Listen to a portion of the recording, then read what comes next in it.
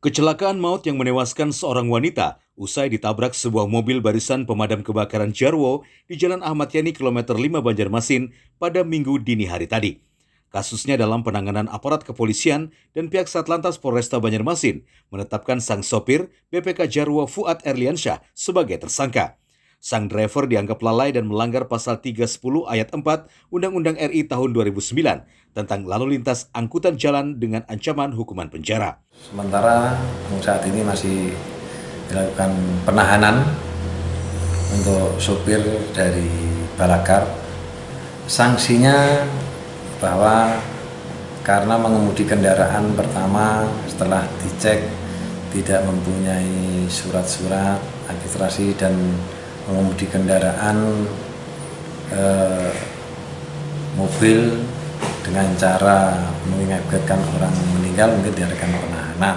Tabrakan maut yang menewaskan remaja berusia 19 tahun Oktaviani bermula saat mobil BPK Jarwo melaju kencang untuk memadamkan api di wilayah Martapura, Kabupaten Banjar. Naas di tengah kondisi penerangan jalan yang minim, korban yang menyeberang jalan tidak lagi melihat adanya armada pemadam dengan lampu sirene melintas. Dari Banjarmasin, Adi Hardian, Kalsel 1net.